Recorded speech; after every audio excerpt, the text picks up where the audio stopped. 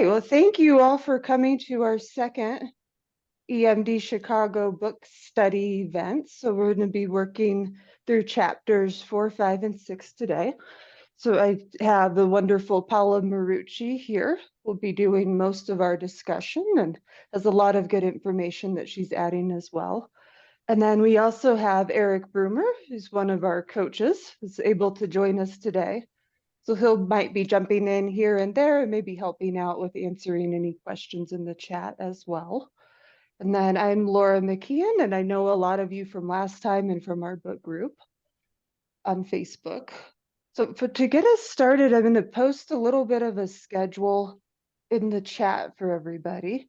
And then Paula will be starting with chapter 4 as I'm doing that.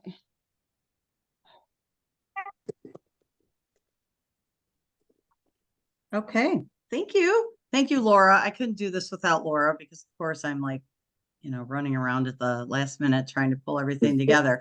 One of the things that I'm really excited about with this book is a lot of you know, most of you know, I'm a basic trainer. And Eric, and Laura, who are both on my virtual team, they're both leads, so I'm very excited to have them here. We do trainings once a month. So we do virtual trainings and in-person trainings. I just came off 2, and I've got 2 part 2s coming up. So teaching this book is really exciting because we're taking Polyvagal, which is going to be the answer to everything in the future. And then we're also taking our EMDR basic training, which we all 3 of us know very, very well, and integrating the 2. I'm thrilled. This is really exciting work for me because, like I said, I know the basic training so well by heart, actually. So I'm going to jump into chapter 4. We've got a lot to do, and chapter 6 is really super exciting. So let's get going. So we're going to start out just real quick, a quick review. We did chapters 1, 2, and 3, and we talked about neuro-informed counseling, nervous system, and toxic stress. And the takeaway was that toxic stress does require a physiological change in our biology. Okay, so there's got to be some kind of change to deal with the toxic stress. And then chapter 3 introduced us to polyvagal theory.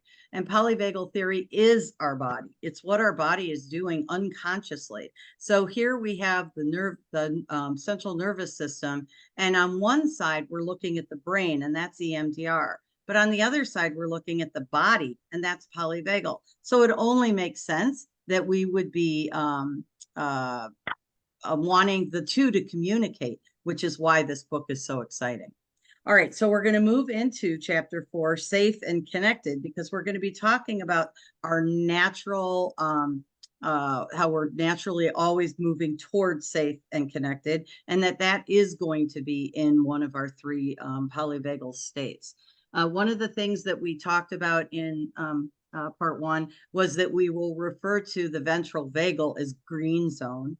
We will refer to sympathetic as yellow, and we will refer to the dorsal vagal as red. And that just makes life easy because we like to use Seth Porges's, who's Dr. Stephen Porges's son, trauma traffic light as our metaphor. So the client comes in and says, I was in red all weekend, or the client comes in and says, I have no idea what green is. That makes no sense to me. So we don't have to get wrapped up in all the language. So I'll use the language that Rebecca refers to, but I will also be throwing in there green, yellow, and red so that we can get used to that language.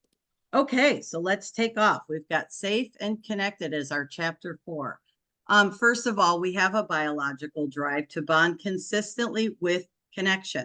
Well, we have when we talk about the AIP with EMDR, we have this adaptive, our whole concept is that we are looking for adaptive storage of our memories. So not only do you have the AIP as part of the brain and our memory system, but now we are talking about like our body and that biological drive toward connection and being in connection with others. The connection is this physiological drive. So we've got a biological transformation. One of the things that we talked about with stress and triggers in our first meeting was that there will be a biological change to your body. And also when we're in connection, we have a different type of biological change. The most crucial ingredient needed is the word safety. I'm sure that doesn't surprise most of you.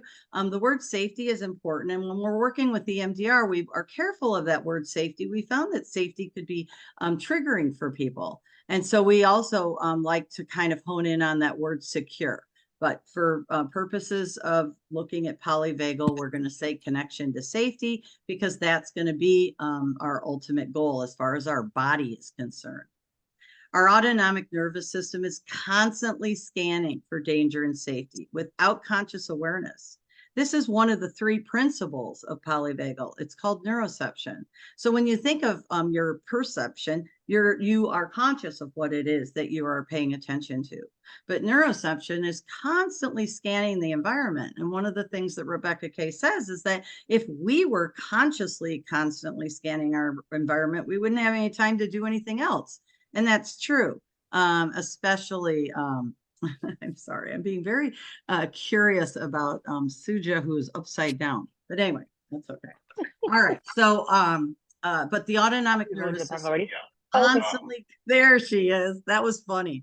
I was like, the bridge is falling, but that's not a joke anymore. The autonomic nervous system is constantly scanning, and that is called neuroception. And that's a really important aspect of what we're going to be talking about with polyvagal, because it is unconscious and it is our body's surveillance system. The autonomic nervous system's job is to survive. That's where, Deb Dana tells us in her whole book about like times of danger, that we are looking to survive and we're looking for safety. That's our job. Our polyvagal is talking about how that happens unconsciously 24/7. So, some great analogies. It's like our security system. So 24/7, our security system's on, it's checking out the environment. And then when activated, there's an automatic biological response. That biological response is really important. There is a shift, there is a change. There are going to be different chemicals that are released and different hormones that are released into our body. And that's where these memories come from. It's really fascinating. I'm doing a lot of work with WeMind right now, and we're doing the actual research around what those chemical changes look like, because we're going to be able to connect WeMind to the release of dopamine, which then is assisting with these chemical changes. But that's a whole other presentation. So our autonomic scanning is going throughout our day. Like, once again, it's called neuroception. Neuroception is unconscious, and it's constantly scanning our internal environment. It's constantly scanning our external environment. And then there's this in between with the internal and the external. So in other words, our neuroception is covering it all. It is catching our attention with this language. And like I said, I'm pulling this from Rebecca's book, pages 37 to 40 of this is not right. There's something that's not right. There's something that's off. And so where does our brain get that concept of it being off? Well, it has experienced it before. So what you experience and what your neuroception says is off, and what I've experienced and what my neuroception says is off, are going to be very different. So examples, we've got, feeling secure. You scan with your neuroception and identify cues of what feels secure. And then feeling stress, it's cues for what stress is. In our EMDR basic training, since we've gone online, we do what's called Secure Your Space. It comes from Jim Knight.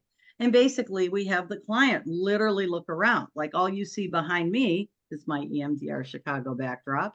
But what's really around here is a picture of my grandson. I've got my favorite tea here. I have my water bottle. Of course, I have my phone. These are the things that make me feel secure. And so my neuroception that's scanning my environment while I present to you is basically saying, okay, we are in a secure space. This is why online has worked so well for trauma teaching and for trauma, our trauma clients, because they literally can have their pets in their lap, and there's nothing safer than an awesome pet. So I'm going to play this video. This is Dan Siegel, and this is Dan Siegel talking about neuroception. Neuroception is unconscious, and 85% of it is nonverbal. And so let's hear what Dan has to say about this. Laura, give me a thumbs up if you're good. Thank you. It's really an honor to be here with you today. Oh, goodness. I have the Wonderful. hour and 29-minute version. So we're going to here. use this. That is unfortunate. I am so sorry. All right. You know what, Eric? Will you do me a favor and go find our Dan Siegel video, and we will play it in a few minutes from our training, because this one is an hour and 30 minutes. And it looks like I put the wrong one up. So we will come back to that. So more about neuroception. Past experiences create those memories. So once again, we've got like a filing cabinet. Filing cabinet is like, and I use dogs all the time as an example. If my experience with dogs is really not a good one, because I got bit in the face when I was 5, then that is going to be what my neuroception is going to pick up on. You may see a dog and be like, oh, that's so awesome. I'm going to see a dog and I'm going to be like, OMG, like, get me away, because that's dangerous. And so once again, that is what our neuroception is constantly doing. And those past experiences create memories that inform my present day attitude, behavior, and perceptions. And that comes from Shapiro. And that would be a very big piece of what we teach in our EMDR trainings. We call it the 20-80 rule. 20% is about today and 80% comes from the past. So whatever our clients have experienced in the past is constantly present. Hence one of her books, Past as Present. The adaptive information processing model is the cornerstone of EMDR. It's not the eye movements. It's not phase 4. It's not when we're looking to take our maladaptively stored memories and desensitize them. It's this adaptive information processing model that basically takes what is maladaptive, creates adaptive, and then timestamps it and stores it appropriately into our long-term memory. And so once again, past experiences form those memory networks that shape today's perceptions. Taking the time to consciously think about what the nervous system is reading moves our unconscious to conscious. So this is a really important piece of what healing is. Can we mute Laura? Sorry, somebody's calling their pet, which is cute. Taking the time to consciously think about, okay, what was in my unconscious? Now I'm going to bring it to my conscious awareness. And now I'm going to give it language. That is one of the many pieces of healing. So that is a big piece of what we do with the EMDR, but that's also a big piece of what we do with Polyvagal. If I'm having a neuroception access of like danger, and then my body is reacting to it, I don't know that until I put conscious awareness to it. So that's why Polyvagal is so important, because interestingly enough, EMDR works with memory and it works with the brain, and the brain is not on top of what's going on in the body. The body reacts first, and then maybe you're able to put a connection to it with language. But we have to learn how to do that, which is what Polyvagal is teaching us. So we can have a client that can be activated, their biology changes, and they go into a physiological response, and our brain doesn't even know it. And yet when we're working with the EMDR, we're working with our memories in our brain. So once again, it just kind of speaks to how important putting the two together is. Which side of the street do you want to start on? This is a really important aspect of the work that we do. We want to think about, and I don't expect you to understand this slide right off the bat, but it's a slide I've needed to make for a lot of other presentations that I do. But the work that we do with our clients is about being on our side of the street. We can't change people. We can't change people, places, things. That comes out of the 12-step rooms. We want to know what our autonomic response is when we see people, when we see places, when we see things, because we can't change that. So what we do is we observe what it is that activates us, and then we go to our side of the street, and that's where we work on it. And that's why there are these lovely mantras that we memorize when we're talking about sides of the street. We cannot ever change people. So then I need to go over to my side of the street where I can change myself. Others I can only love. I'm sorry. And I only have control of myself. And so this is a big piece of, once again, Polyvagal. Get some type of physical reaction when I'm on somebody else's side of the street. Let's say it's a teenager that lives at home with drunk parents. The parents are fighting. And then let's go to our side of the street and work on that. We need to understand what our body is doing first. before we can even go in and start thinking about what EMDR can help us with. I see a typo. Okay, good beans. All right. So with that being said, we want to truly understand the 3 states of polyvagal. And we talked about it, and we'll see it again. We have the red, which is going to be the top of our traffic light, which is going to be our dorsal vagal. That is our dissociation. That is our shutdown. That is where we do not want to be doing any EMDR. Well, I shouldn't say that. We don't want to be doing EMDR phases 3, 4, 5, and 6. That's our stage 2 trauma work. And so red is really important. We want our clients to be able to say, I'm in red. I was in red. I was in red all weekend. I know what red is. I know what my body feels like when I'm in red. So that's important. Yellow is our sympathetic nervous system. It is our fight, flight, freeze, fawn. It's when we're mobilized. It's when our heart rate is up. It's above 100 beats per minute. It means our client has a hard time thinking, but boy, their body sure knows what to do in order to get them out of that situation. And once again, we're talking about neuroception, so it's unconscious. So it's really important that we're able to put language to it. But our third zone, our third system is going to be the green. And green is our ventral vagal. And this is where we want to be. This is our goal in life, is to be in connection with others. It is, humans are biologically wired to connect, to form bonds, and to create social groups of cooperation. Pulled this from Rebecca's book. Sorry, I don't have the page reference.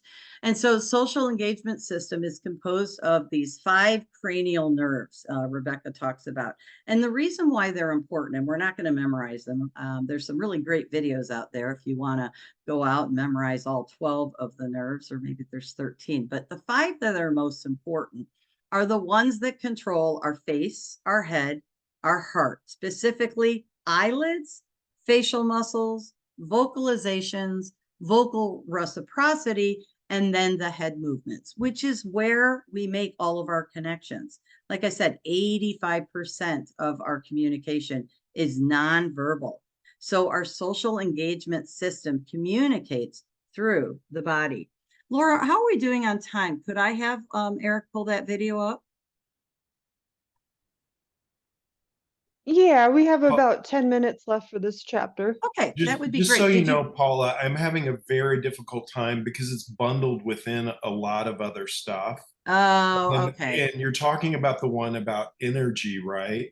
Well, I'm talking about Daniel Siegel when he talks about how we communicate with our body. Yeah, It's with okay. with energy stuff, right? That's fine. Yeah. Facial expressions, tone of voice, body language, yeah. It's bundled within several other videos. That's fine. No but it's worries. hard to pull out. Maybe when Laura's presenting, I'll go find it. Okay, cool. All right. So in social engagement system communicates through our body, and Daniel Siegel does a fantastic job of giving us in 3 minutes what that looks like. And like I said, I will go find that because it's worth watching. Okay, so we're talking about our cranial nerves here, and how many did I say there were? 5 cranial nerves. So this was cute. I pulled this off the internet. Of course, the internet is amazing. And basically it shows us where those 5 nerves are. And so as you can tell, we've got our facial expressions. We've got, I'm never going to be able to repeat any of the language up here, but we can do number 7, which is our facial nerve. We can do number 8, which is acoustics.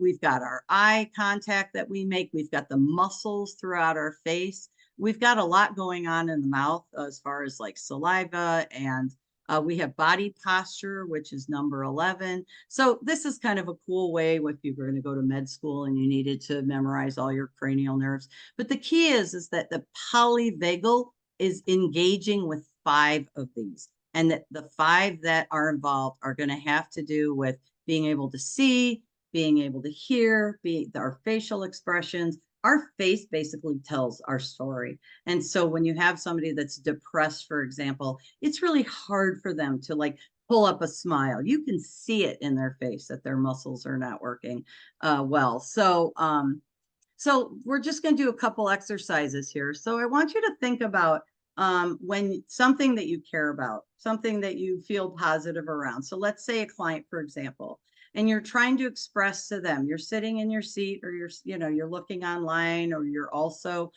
sitting in your office and you're needing to express care.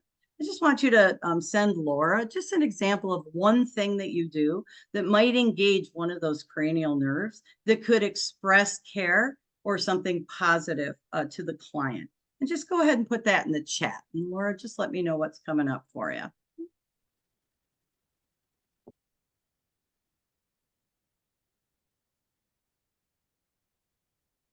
Okay, we have a tilt my head, smile, a smile, nod, direct eye contact, lean forward, nodding head, smile, changing voice, smile with eyes, lean in, lean forward, smile.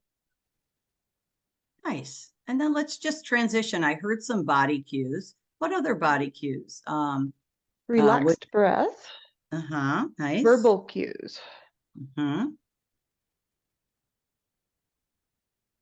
soften voice, lean Nice. forward. Anything else with the body? Anything about our energy that we've got, our Open posture? body language, move hands gently, Nice. hands in lap, hands in Good. lap, uncrossed hands, self energy. Hands, okay. Self energy is a big one. Yep. Mhm. Good. All right. So interestingly enough, and I'm sure this isn't going to shock any of you, but child attachment shapes the social engagement system. So isn't that interesting that the majority, probably all of our clients for that matter, are coming in with an attachment style that probably is not necessarily the good enough attachment style. I'm just going to throw this in here because it's just something I get kind of bent out of shape about. But when we're talking about a PTSD diagnosis and our clients come in and we're doing EMDR with them, usually they do have a good enough attachment. But when we're talking about complex PTSD, which is a completely different treatment plan and needs to be taught that way in an EMDR training, we've got attachment styles that are going to be not that secure attachment. So I just always and really making a big deal about that in those basic trainings, because not only do we have to identify what complex trauma is, but we don't even have an official diagnosis for it in this country, which just makes things a little bit more complicated. But once again, we're looking at attachment as being the key to everything. The lack of co-regulation in childhood leads to poor affect regulation skills. So whatever it is that we're mirroring or reflecting, with our baby, or what it's like internally for the baby as it's growing. I always think about, I used to work in business and I used to work on the board of trade. I don't know if you guys know much about trading, but it is loud in there and there's swearing and all kinds of stuff going on. And I was in there until I was 8 months pregnant. I always wonder, did that affect my child? I don't really share that with her, but it makes me think. Our polyvagal chart, and we can find this on the emdrchicago.com website, is going to be a great way for us to kind of gauge and to help our clients understand what our biology is going to look like, what that the changes when we go into, and we're talking basically about our green zone right now. We're talking about social engagement. We're looking at increases in digestion, resistance to infection. Our immune response is in a good place. We've got, we call this rest and digest, our reciprocity in our voice, our breath work, which these are things that you all were able to speak to, movement and eyes and turning our head and our ability to regulate and connect. All of these were in those 5 cranial nerves. So we use this chart as a great way to kind of teach our clients to identify within themselves what this looks like. And so, and then, we're not talking about these just yet, but here's our sympathetic nervous system and our dorsal vagal shutdown. We do not do EMDR here, phases 3 through 6, but we can do it here, which is very exciting because it means that we could go in and work with our clients to move them into the green using our tools. And then we're just going to wrap up thinking about, how do you communicate safely with your clients? How does your body express that connection? How can you use the social engagement system more intentionally? You know, our own nervous system is our best study guide in this work. And so it's about having our clients start to recognize what it is that's going on for them when they are in that social engagement system, which is our dorsal vagal parasympathetic, if you want to get into the language. But for our sake, we're just going to call it our green, because green is easier than ventral vagal parasympathetic co-regulation. A lot of language. I'm dyslexic, don't like it. So I'm just trying to think if there's anything more here. Taking time to consciously think about what the nervous system is understanding moves the unconscious to conscious and offers our opportunity for choice, empowerment, and discernment. So when you think about our conscious is up here, and this is our big old unconscious, and we are moving our unconscious into conscious awareness. We're giving it language. Once again, we want to use this chart. It basically gives us all the language we need, at least to start off of. And we are looking to identify what's happening in our body before we move into the work with memories in our brain, which is what we do with the EMDR. So the takeaway, just we want to start understanding how we can be communicating to our clients, and more importantly, giving language and understanding to our clients around what our goals are.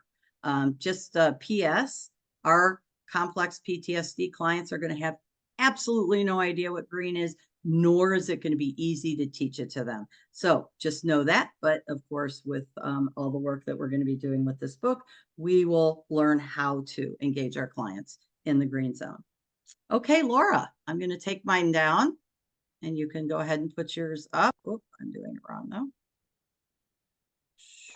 There we go. All right, and Eric found that video for us and put it in the chat. So if you all want to copy that link and maybe bookmark it to watch. And then we're going to get into chapter 5 here.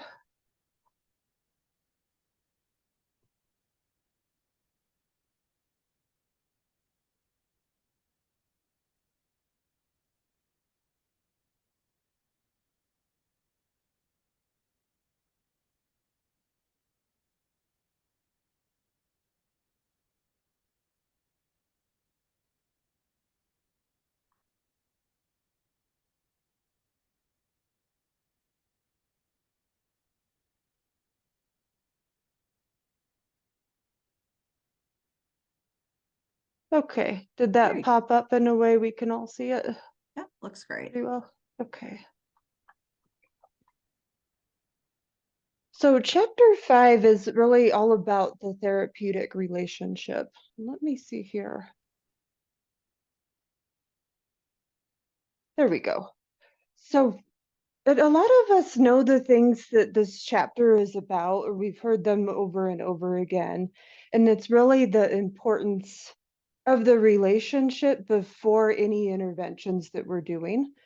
And Rebecca does a really nice job of like putting language to this that reflects the neuroscience and polyvagal theory, but it also gets it to where it's a simplified enough way that we can actually use this pretty easily and even share some of this with clients. So it's really about creating that container so the relationship is a place where then we can go with the client to look at all of these things and then to do some rewiring of the brain. But without the safety, it doesn't work at all. So this is our number one starting place. And Rebecca borrows from some other authors on this. Like this comes from Geller and Greenberg, who have a book, Therapeutic Presence, A Mindful Approach to Effective Therapy. And they break it down into these 3 concepts. So what we do before we even meet with them, or how we take care of our own nervous system, and then what we're doing in the session with them. So like, how are we attuning to them in the moment? And when we did that chat blast, like those are some of the things that would fit into the process. And then the experience is how we're attuning to our own nervous system and our own processes while we're in the room with clients or in the virtual room.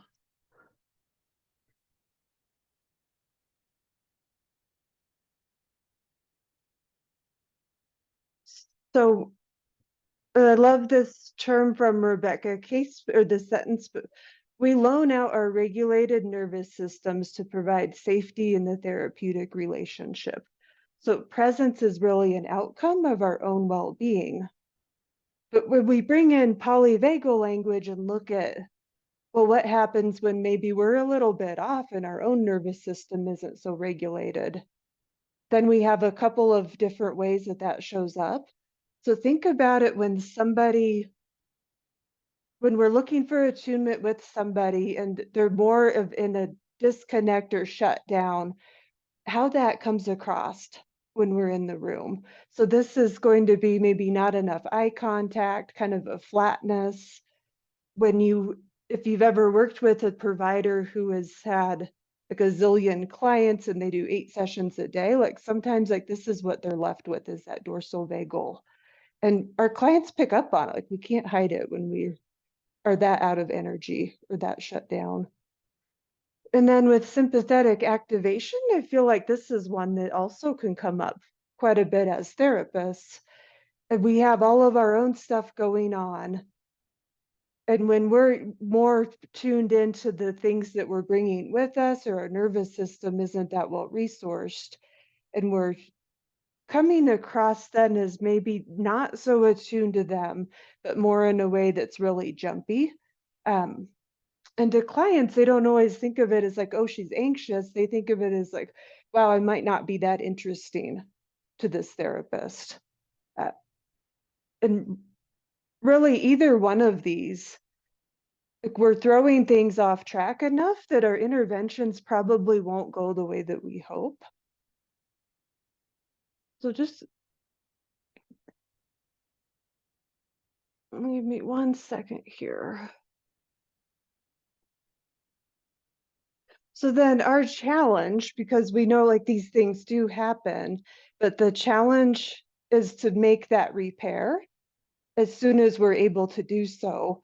And then also what we'll get into next is looking at, well, how do we resource our own nervous system well enough and track our own system well enough that this doesn't happen as often.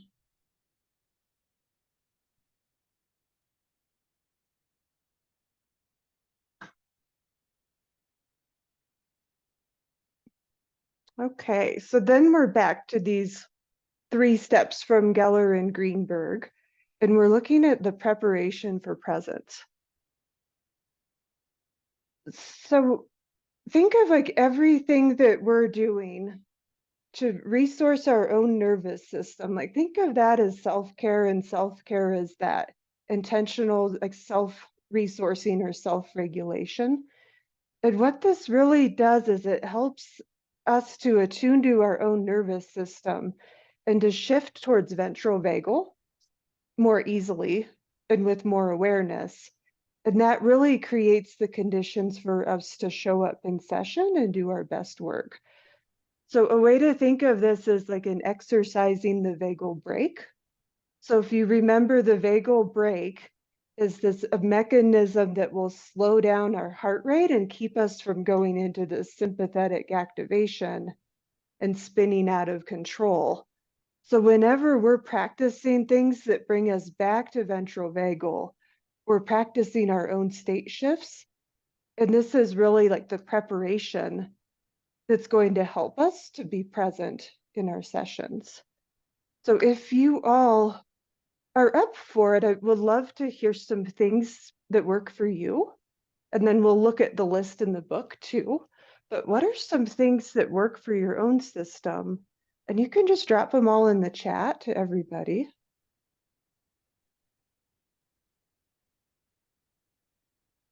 All right, drinking water, yes. Yoga and movement, tapping, breathing exercises, snuggling with pets, taking walks, diaphragmatic breathing, walking in nature, taking a break, walking. Yeah, 10 minutes with my devotional, grounding, calm music, psychological sign, absolutely. Looking at the mountains, self-reflection, self-honesty, playing music, being by the water, river. Perfect. We've got it. That's lots of good stuff here. Coffee and music. Perfect. So this is our list, or most of our list from page 51. So really, it looks like we're all doing this, except maybe we like coffee instead of tea. And I don't think anybody said cleaning up my workspace, but to each their own, right?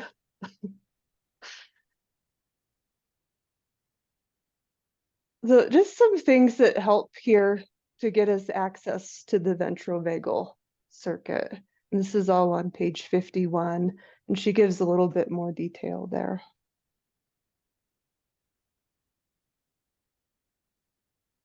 So when we're in sessions with clients, like these are some of the same things that Paula asked you all to put in the chat. But this is how, when we're in the room with people, we can really skillfully and intentionally build this sense of safety and this sense of presence. So I think these are all things that you came up with in the chat. So we're well on our way here.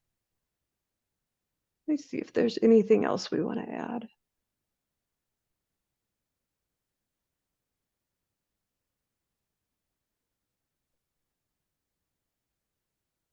So a few other things too that go with this. I'm going to go back one slide here. Or also like things that we don't necessarily think of in terms of polyvagal, but are pretty important. And these can be like having boundaries around your work hours, supervision that's really helpful, or consultation that's really helpful, doing our own therapy, absolutely. And then anything that really builds up our system and leaves us feeling restored. So just some other things that, along with cleaning up your workspace, of having other structures in place and really being mindful about our work-life balance when we can. And then we talked a little bit about cues of presence. If there's anything to add here, feel free to put it in the chat as well. Yes, boundaries. Okay. And then we're moving forward here, and I don't have the page number, but this is in the same chapter 5. And this is actually borrowed from Deb Dana, who does a lot of work with Stephen Porges of making his work accessible to therapists. This is really a helpful way to think about how we're using this throughout the whole therapeutic journey with our clients. So having these start, like even as the client is finding our information and doing the paperwork to get enrolled, and as we're navigating the entire process. So we want to pay attention to context, choice, and connection, and not necessarily as anything that we're thinking to offer as an intervention, but more of like interwoven throughout this whole process and shaping this whole process. Thank you, Paula, page 54.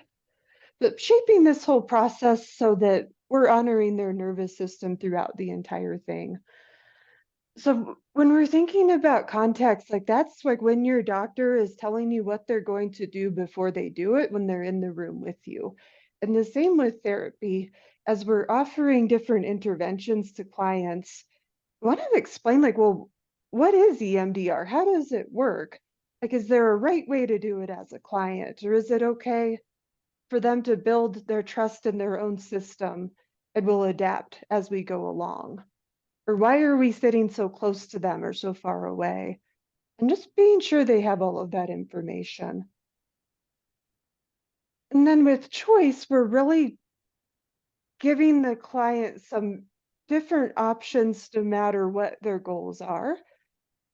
So rather than going through the script in a way that just tells them what we're doing next, it's a way to give them pauses along with that information, but pauses and choices on maybe what target we start with in their plan, checking in to see how long sets work best for them, like what length of set works best. And just those little things that could make them feel like they're honored within that session. And that works wonders for the nervous system. And then lastly, like we're coming back to this idea of connection. So it's like really easy to get caught up in all the protocols and scripts and worry about like, well, are we doing this right as a therapist? And really to slow things down and just make sure that it's honoring the client's nervous system in that relationship, no matter what we're doing. And if things are getting to where they don't feel like they're in attunement, we might drop the script and just check in with our client and see how things are going there. So I feel like as therapists, you all have got this already. And this is just some nice reminders and it's putting language to it. That's really helpful.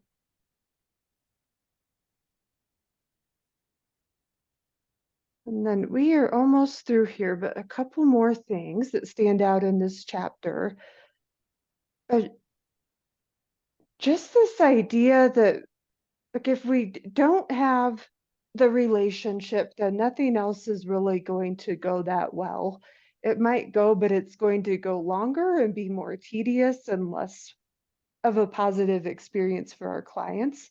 So if we think about this as the therapeutic soil and we're really taking care of that relationship with our client, then the rest of this can go so much more smoothly and be such a more healing experience for our clients.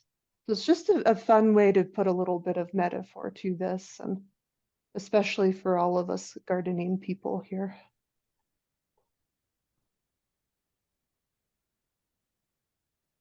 Okay, and a couple of quotes at the end of this chapter really summarizes so well. So I want to just read these to you. Clinicians are trusted with their clients' most significant vulnerabilities and most deeply kept secrets. It is an honor and a privilege to support someone on their personal and unique life journey. It is important that we take this role seriously and respect the influence we have in someone's life. If I do not take care of my health and wellness, I'm limited in my ability to help others with their health and wellness. The real magic in therapy does not come from the interventions we provide or what we do. It comes from how we are with clients. How present or not we are with our clients begins with caring for our own minds and bodies.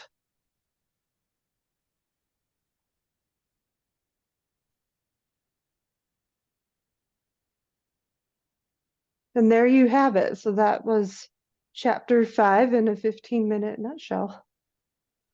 So I think we're running right on time. Paula, do you want to pause here at all, or should we get through the next section? Sure, we and can then pause if there's any thoughts, comments, summaries, questions before I jump into chapter 6, which is now we're really starting to get into the EMDR piece, which is exciting. Right. So if you all have any questions, like feel free to unmute, or if you have comments or insights. Or if there's something that stood out to you in these chapters that I didn't cover, I would love to hear that too.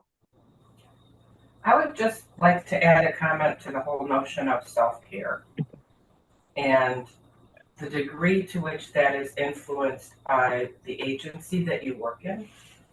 And I know, I actually have a client who's a therapist who's currently working in an agency that has a private equity investment company that's recently invested.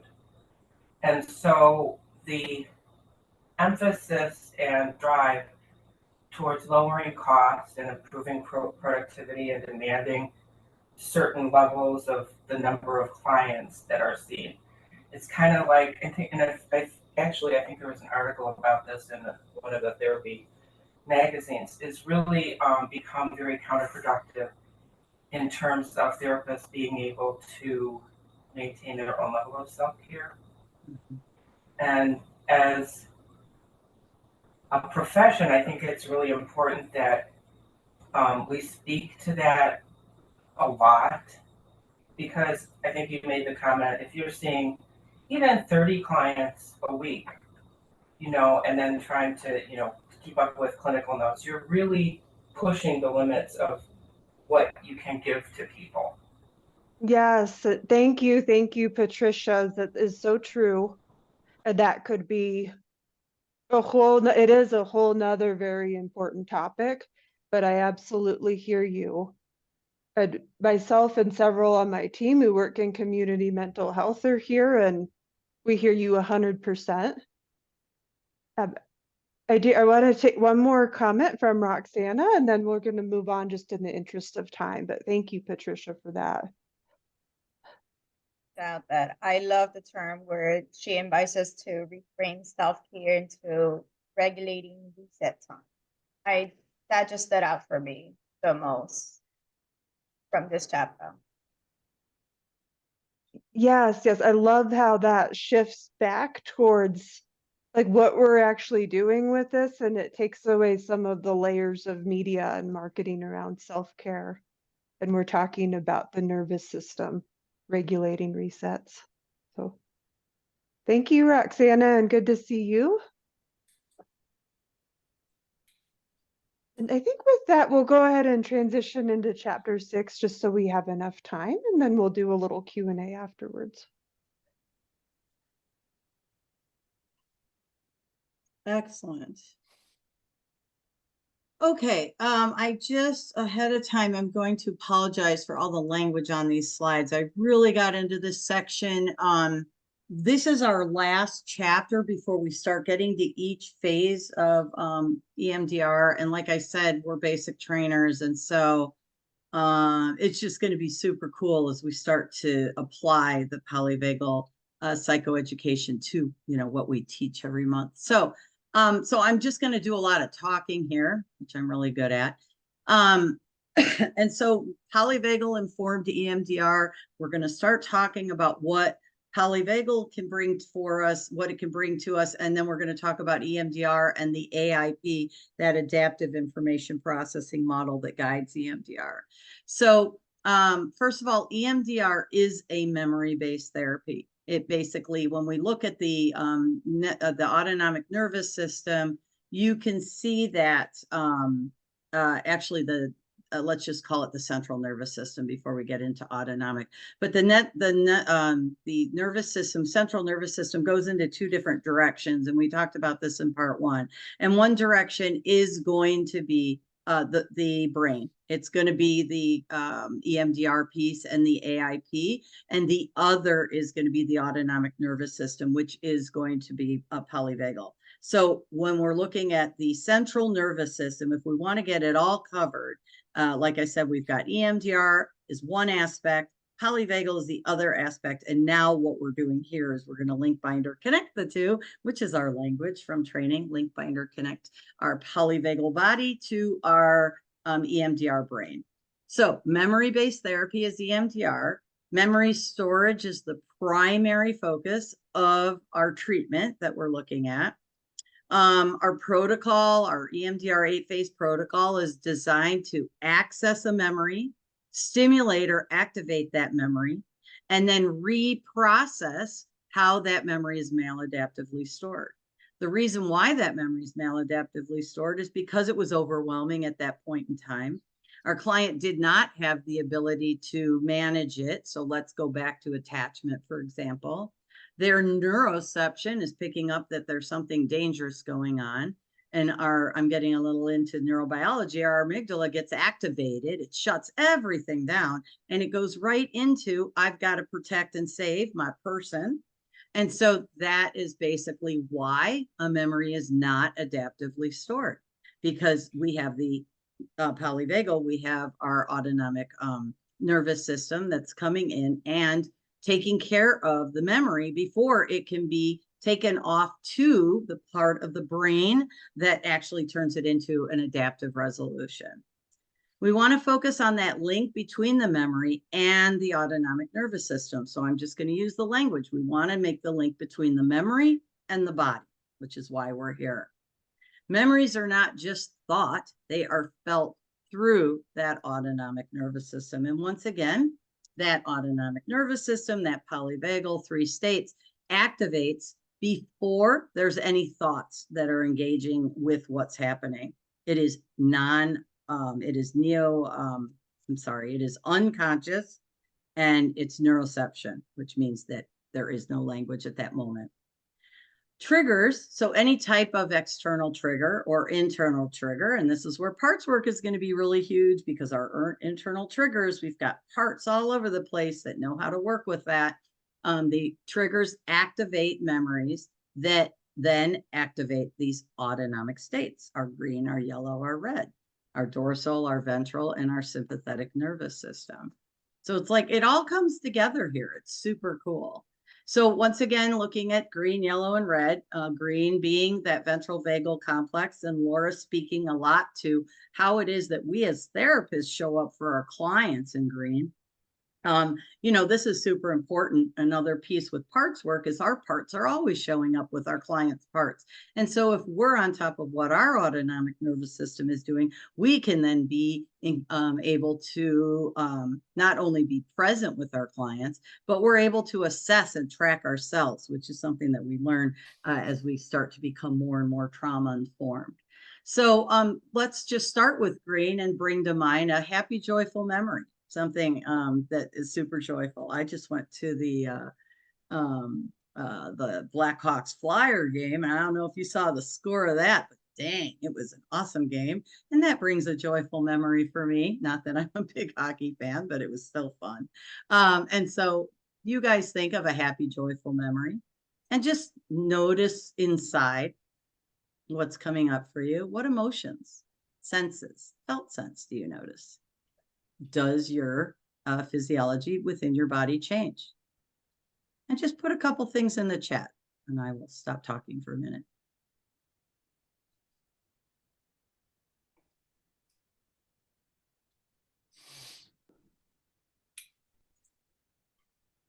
And what are you seeing, Laura?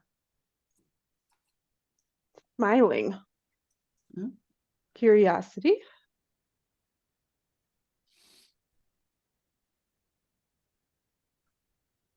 Feel soothed and relaxed, happy. Relief. Expansion, relaxed. Peaceful. Playfulness.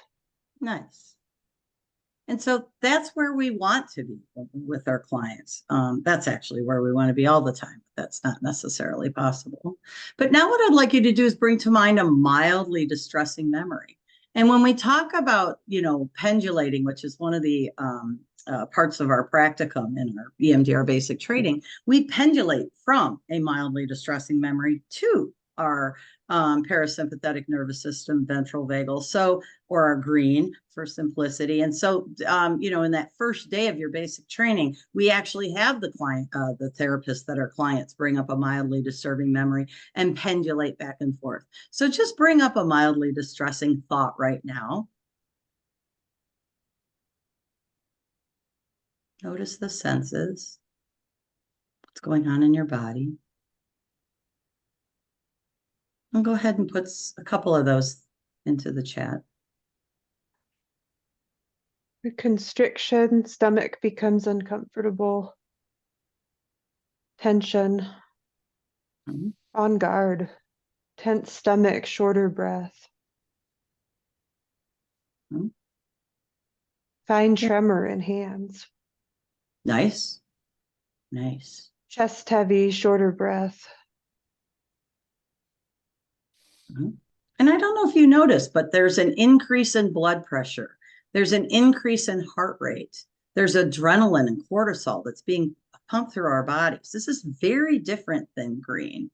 You know, we've got something going on with our pupil dilation. We've got defensive responses that are being engaged. And those defensive responses, once again, are going to be this chemical. Like I said, this We Mind presentation that I just did is really getting into the neurobiology of what happens and how we get these different biological responses when we go into yellow, when we go into our sympathetic nervous system.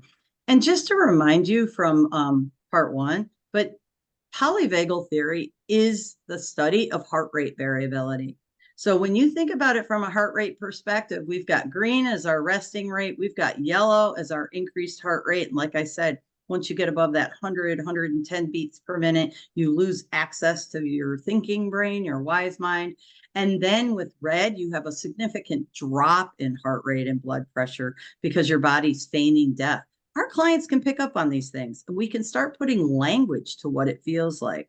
You know, when you have that feeling and you're on that couch and you're under a blanket and you're watching, you know, like you're on your 8th Grey's Anatomy episode and you just don't feel like doing anything, you are in red, and that's okay. And what do we need to get out of red? Well, really, I ask my clients, what is something that can get your heart rate up? You know, anything, you know, playing tug of war with your dog, you know, getting an ice pack, just start putting it on your neck. I mean, there are all kinds of things that our clients can do to just get that heart rate up that can pull them out of their red zone and into yellow, which then means that we're coming at it from a different perspective, biology, which is kind of cool. It takes the whole mind out of it. So talking about, back to EMDR, our maladaptively stored memories. That is what we're working with. We have adaptively stored memories and maladaptively stored memories. And in our basic training, and just in that first morning before we even get to lunch, we defined what's maladaptive and what's adaptive, and why it is that memories are stored maladaptively. And that is basically what our clients are coming to us for, is to work with those maladaptively stored memories, because stored in those maladaptively memories are going to be the polyvagal responses. I'm getting ahead of myself. So I put this language up here to make sure I rate it. Maladaptively stored memories are the basis of symptoms and pathology and pose a risk for developing psychological disorders and diagnosis. Okay, let's not read that. That's kind of a waste of time. But maladaptively stored memories triggers those defense responses. They trigger the sympathetic or the dorsal vagal. There's a different chemical release with each one of these. Sympathetic is cortisol and adrenaline, but really interesting is our dorsal vagal is going to be opiates, which is a pain killer. And we know what our opiate situation is in this country. And I just want you to think just briefly, because this is also an area that I'm interested in, is that when you have a client that's born into a home where they're neglected and they automatically start to dissociate, because most dissociation starts before the age of 7, they're getting painkillers released into their bloodstream. And then lo and behold, they become 12, 13, 14, and they start smoking weed, they start drinking, they get put on a pain medication because they've sprained their ankle in basketball. And you've got a client that's now addicted to, or becoming addicted to, what helps them dissociate naturally. It just makes sense. So working with addiction and working with EMDR and polyvagal is going to be just mind-blowing as well, because it's all connected. It's all trauma-informed. Maladaptively stored memories hold the feelings, the thoughts, and the sensations. So basically, everything is stored together, including that polyvagal response. And remember, that polyvagal response is going to be neuroception, unconscious response that's going to happen before you have any language whatsoever to describe what it is that's going on for you. If you have a client that comes in that says, you know, I had this situation where I was sexually assaulted over the weekend, and I just don't understand why I didn't fight back. I'm just I just don't get what is wrong with me. I'm such a shameful person. And the first thing I'm going to do is make sure they're polyvagal informed to let them know that you had no choice. Your autonomic nervous system took over and did what it thought was going to save you, which is go into red, which is feigning death, which means you had no access to your muscles or your heart rate or your blood pressure or even your brain for that matter. So it is state specific and stored with our maladaptively stored memories. Now, if you are no, I shouldn't say it that way. If you do your work through ISSTD, if you work with dissociation and you are studying with some of the greats that specifically work with dissociation and not necessarily EMDR, they have what's called BASC. And so the only reason why I put it here is because I think it's important to know the language that we're all speaking. But this is what a memory is. So we said EMDR is a memory-based therapy focusing on the storage of memory, including our polyvagal responses. It's all stored together. And so what is AIP? AIP is going to be the way that we're going to be working with those memories with EMDR. what I want to put out there before we move into BASC, because BASC is what a memory is if you were in my basic training, and I want to see how well you guys remember this, we have a couple short memorable answers for AIP. AIP is our adaptive information processing model. It guides EMDR. It's the cornerstone of EMDR. And there would be no EMDR without AIP. So is there anybody out there that remembers those really short definitions of AIP that we can use, because it's such an interesting concept that we're supposed to know about, but isn't necessarily easy to understand? Laura, let me know if you see anything.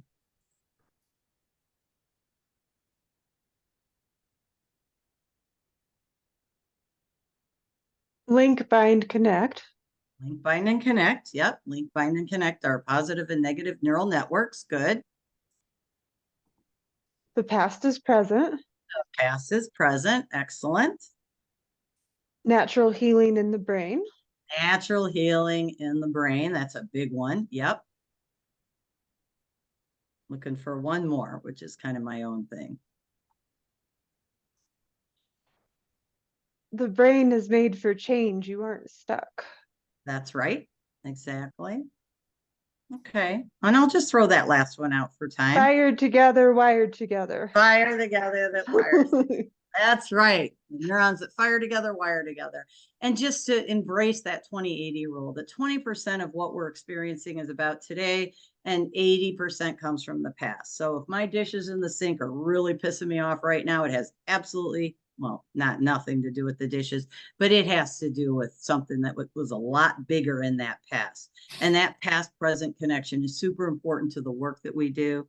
And the adaptive information processing model tells us that it is the natural healing process, and we're looking for that past-present connection. Excellent. So when we move into working with our AIP, we need to know what the language is. And so that's where our beliefs and cognitions come in. They are a narrative to our experience.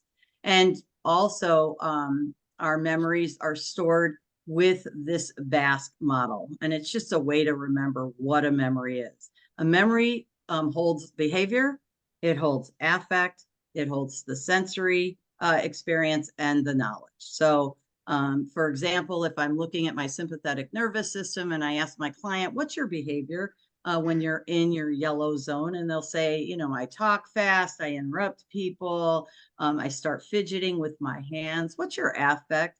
I feel irritated, I feel aggravated. What's your sensory? My face gets red, my my heart starts beating, I can feel it coming through my chest. There's some sensations there that are really tight. You know, what's your knowledge? What's the language that or the intellect that's connected to this experience?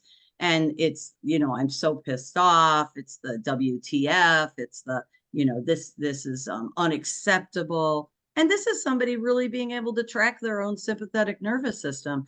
And when they go into their red zone, which is going to be the dorsal vagal shutdown, they say, you know what? I feel very different. I feel, you know, I feel this, like my stomach is upset and I feel lethargic and I don't feel any energy and I'm feeling like helpless and hopeless and like, what's the point?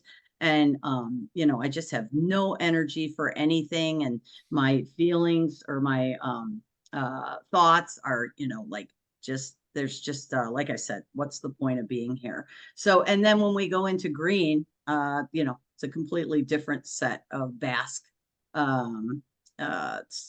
understandings. We call it the BASC model.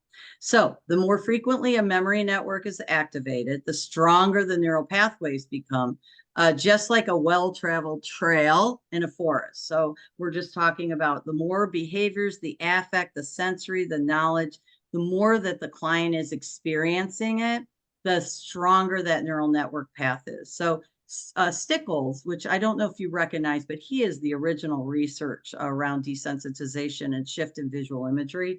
We see him in our basic training a lot. He talks about if you have a forest and you take the same path over and over and over again, that's going to be the path that's going to be the easiest to take. And that's how our neural network works, that those pathways become just like a traveled trail in a forest. That becomes the easy path to take in our brain. which makes sense because that's why our amygdala can get activated in a heartbeat, because that path has been traveled over and over and over again. The more intense the trigger, the more intense the memory network and the more intense the path. And the survival response to that memory is encoded. So it can be reactivated and relived in response to a reminder or trigger. And when we talk about our brain being encoded, we talk about everything that our client has ever experienced is encoded in that brain. Hence, past is present. Hence, 20/80 rule. And our goal is using EMDR, the natural healing process, to go in and change those pathways, change those trails. And you can't do that if you have the amygdala activated. And so I'm going to go take us back to chapter 2, where we talked about stress, toxic stress, and memory. We talked about how the amygdala is the smoke detector, and it is rapidly accessing stimuli and activates triggers, and it is an autonomic response that is stored with this activation. So once the client gets activated, once that trigger gets set off, once that toxic stress sets off that trigger, it is a path that is already determined, and it is a fast path. And the amygdala gets activated before, and I'm not going to put numbers to it because I can't even wrap my brain around it, but that amygdala goes off so quickly.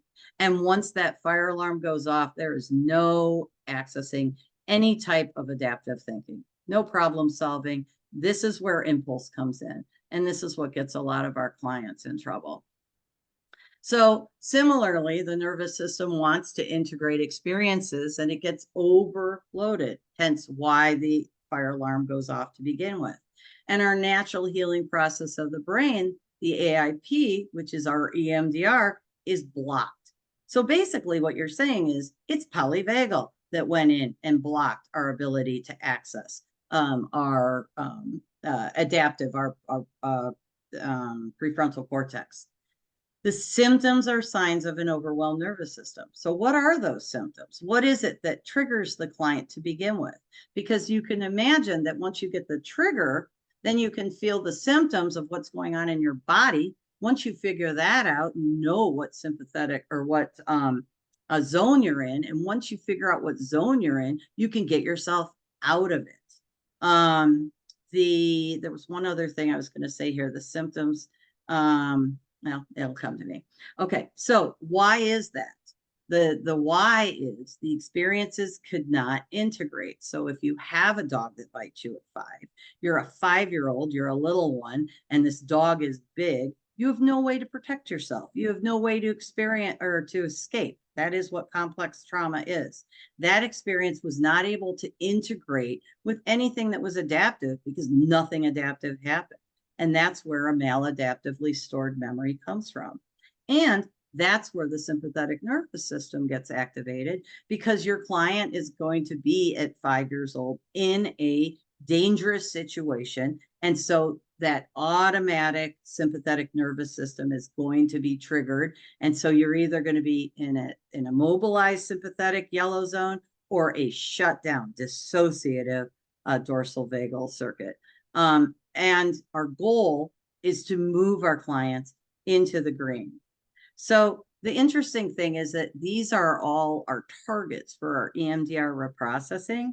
And so let's say you take the target of the dog bite. The client has the worst part is the face of the dog that's about to bite the child. Well, then your client's going to automatically go into the red zone, which is a dorsal vagal shutdown, because that's what's stored with that memory. And we can't do EMDR there, can we? What are we told in our basic training? Don't do EMDR with somebody who dissociates. And what gets me even more fired up than that is, oh, you should refer out if your client dissociates. That's not being trauma informed. But anyway, with that being said, we need to understand not only what goes on in dorsal vagal red, but how to move our clients into yellow sympathetic. And once you get into that sympathetic, we can go in with our EMDR tools and go to work. And then once you get into your yellow sympathetic, we move them into our ventral vagal green, and all is good in the world. as if it's that easy, but it really is. I'm so excited to get to the rest of the chapters of this book. So once again, just a review, we just want to make sure that we understand how when you hit that amygdala, the prefrontal cortex is not, you cannot access it. You cannot access the hippocampus. If you haven't listened to part 1, we talk about the fact that when the amygdala goes off, it's a fire alarm, there's a fire, and all roads to prefrontal cortex are closed. You cannot get there, which means that you can't do EMDR because our positive cognition, our positive belief lives in the prefrontal cortex. And if you can't access it, then your EMDR is not going to work.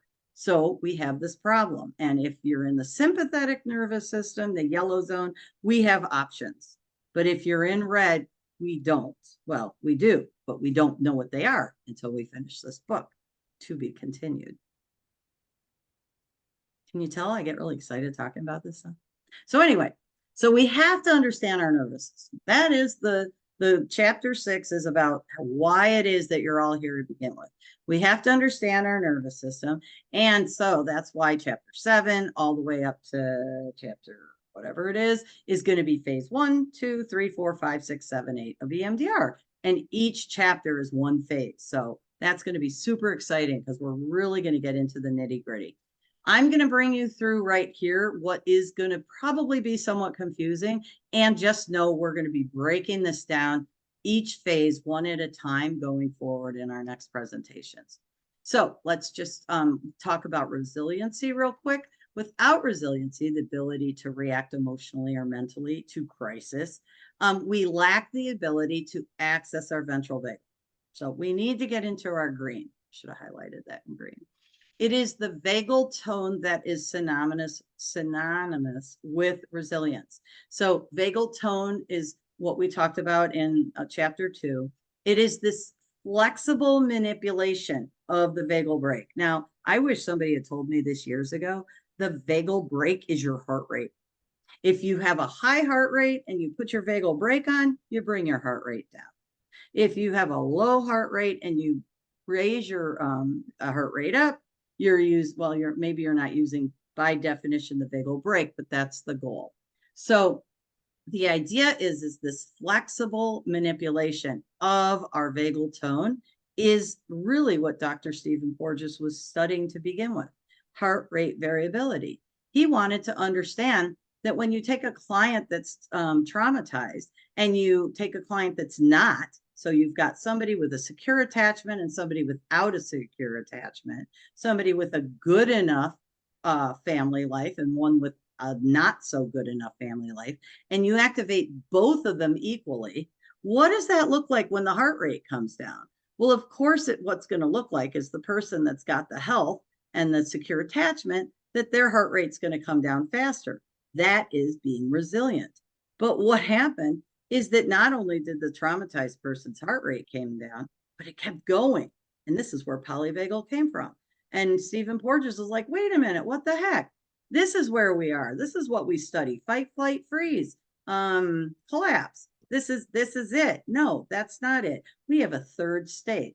This is where polyvagal came from. And we're not allowed to do EMDR down here. So let's figure out how to get our client back up here or back up here so that we can do EMDR. Hence why polyvagal is going to be the answer to everything going forward. So vagal tone is synonymous, I'm really struggling with that word, with resilience. It is the flexible manipulation of the vagal brake. So in other words, it is the ability to change our heart rate. And when we get our heart rate at a resting rate, that is when a memory can be integrated with that prefrontal cortex, because the amygdala is no longer activated. It is time-stamped and stored into the long-term memory. And if you're like, what the frick are you talking about? No worries, we're going to spend a good amount of time on it. So let's fly here because we're running out of time. That's okay. 3 action mechanisms of EMDR. What are they? Send them to Laura. We've got 3. Everybody should know this, and if you don't, you'll know it today. Bilateral stimulation. Okay, and the Is that, let's give it a little bit more language. Taxing working memory. Mm-hmm. We mind, good, go. What else we got? We're thinking. All right. That's Oriented. orienting response, taxing the working memory, and REM, which is that bilateral. Just real quick, Eric taught me this, that when you use bilateral and you've got that crossing over of the midline, you activate the corpus callosum, which activates the right brain. So now you have the left and the right brain activated. That is what's so exciting about EMDR. And yes, we have our working memory theory, which is even more exciting these days because the Europe and the Netherlands are bringing in all kinds of cool things about working memory. And then there's the orienting response. The orienting response is what we're going to talk about here first. So the orienting response, the what's that reflex, is a function of the autonomic nervous system and is unconscious. So when we talk about neuroception and we talk about the client looking and scanning, that orienting response is on. It's an evolutionary gift to keep us safe. I thought that was cute. Came from Rebecca's book. So it is neuroception, that is the automatic process taking place behind the orienting response. So when you think about orienting response and you think of it as one of the 3 action mechanisms of EMDR, which is what we teach in the first day. And now we find out that neuroception is what is taking place behind the orienting response. Shouldn't we know that? Because neuroception is one of the 3 principles of polyvagal. So the answer is yes, we should know that.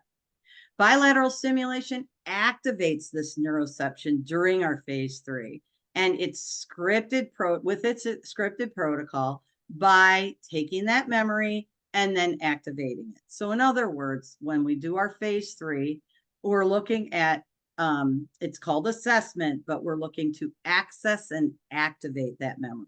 So we've got some activation going, which could activate the amygdala, which could set off the fire alarm, which could then block off your ability to get to the prefrontal cortex, which means you can't get to your positive cognition belief, which means your EMDR isn't going to work.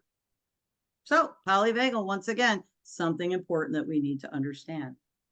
Phase 4 includes a pause that allows the neuroception to investigate that experience. So when we say, what do you notice now? We're basically saying, okay, we want you to orient yourself to the present time. You've got your therapist there. That's one piece of the healing. But we also have this other piece that Daniel Siegel talks about, name it to tame it. And so between our phases 3 and our phases 4, our neuroception reappraises the experience. Once again, that's polyvagal. So the orienting response is important to understand. The AIP, adaptive information processing, is once again that natural healing process of the brain. This is going to be Rebecca's language on page 67 and 68, but I'm just going to give it my own language because it's easier. She says it's human biology and it's oriented toward health, and I'm saying it's the natural healing process of the brain. Okay.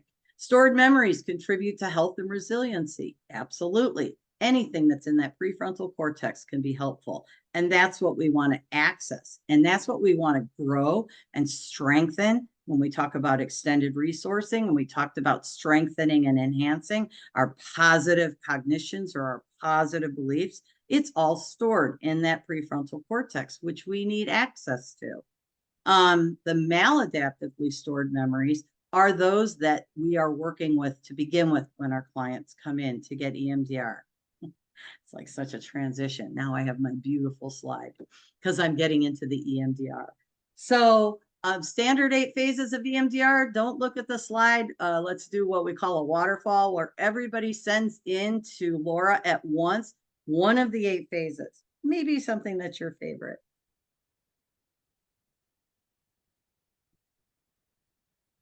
All right, so you all type it in the box, but don't hit send yet. Oh, they're going. Oh, I did it wrong. Okay, I'll practice. Okay. I'll practice. I did it wrong. Okay. So You take taught your it to me minute. last time. Yeah, We'll do a countdown. So Okay. okay, 10, 9, 8, 7, 6, 5, 4, 3, 2, 1, and then hit send. Then. There it goes. Do you see my waterfall for you, Laura? You see my slide? We're practicing.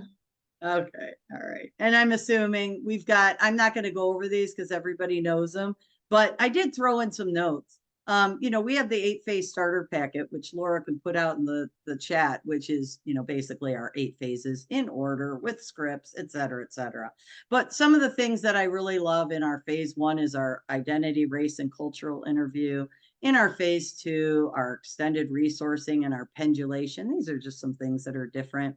We do, Francine calls phase 3 assessment, but it is really about accessing that memory, that target, that worst part, that agreed upon issue or incident, and then activating the crap out of it.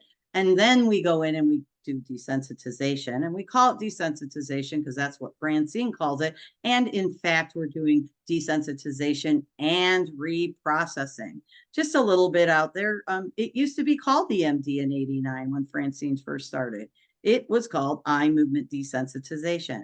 And then in 90 or 91, they added that R for reprocessing, but they never changed the name of the chapter. So we call phase 4 desensitization. Phase 5, just to let all of you know that are still doing slow bilateral in phase 5, we're not installing or strengthening. We're not strengthening or installing a positive experience. We are installing this newly linked, bind, and connected memory into the long-term memory with a timestamp adaptively. So we need to do fast bilateral in our phases 4, 5, and 6 because we are reprocessing, reconsolidation, if you know what that is, Bruce Eckert's book.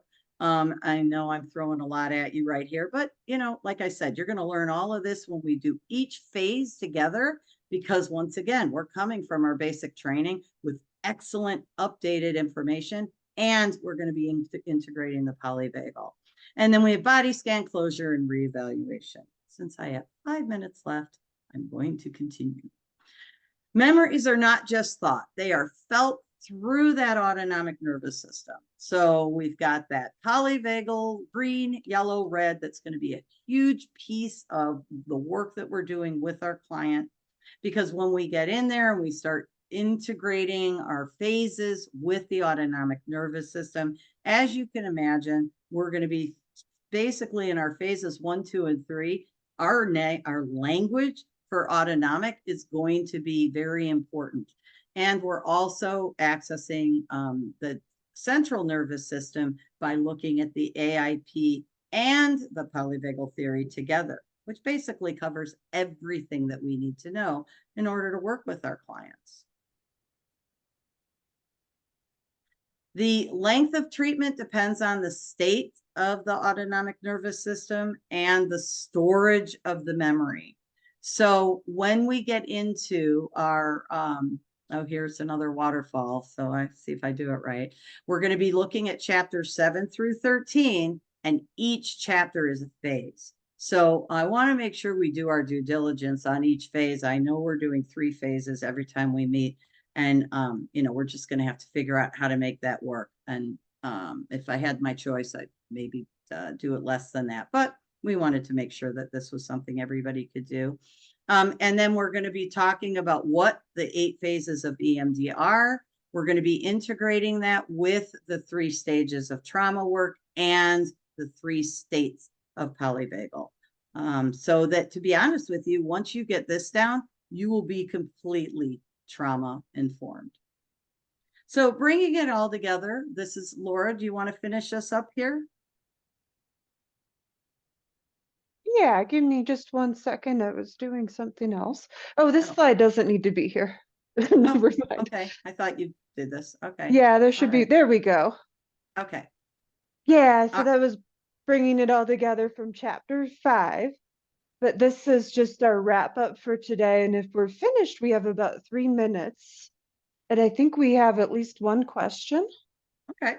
So the question we have came up when we were looking at the polyvagal chart, and talks about like what we do when a client is going into red, and then let's say they're the victim of an assault. And we give them that psychoeducation on you couldn't have done anything different, and then they feel disempowered because then they know that they couldn't have done anything different, and just some ways to move forward from there. And I So think I there are a want- lot of answers. Yeah, I want to refer everybody to the video. Go to emdrchicago.com and into the Polyvagal resources. You have everything there that you would ever need to understand polyvagal. You increase their heart rate.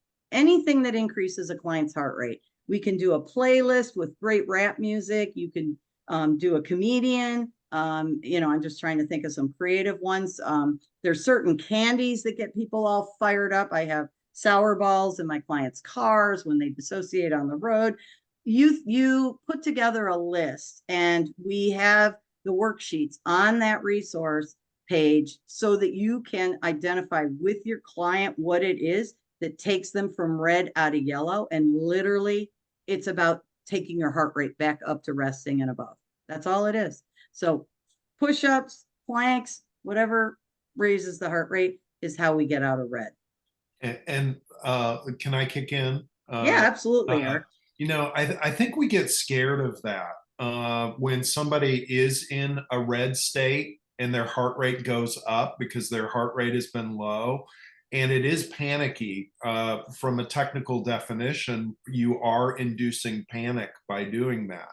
And so what we want to do is move them through that panic, which is a scary process, back into a regulated system. So they have been disempowered because of that. So if you do something like dance music and all of that, you are moving them through that panicky piece. So. Yeah, and if it's a trigger that ends up being something that activates them, we get in there with our short sets of bilateral and we desensitize it. And then we've really taken care of what it is that triggers the client to begin with. So it's really exciting. And thanks, Eric, thanks for joining us. I hope you join us again. Laura, thank you for all of your support. For all of you out there that I recognize, thank you for showing up. And we hope to see you next time on May 6th, where we're going to start doing phases 1, 2, and 3 of EMDR. And even if you don't read the chapter, show up. I know you'll learn something about basic EMDR training and about polyvagal. All right. We'll see everybody. Thank you all. We'll see you next month.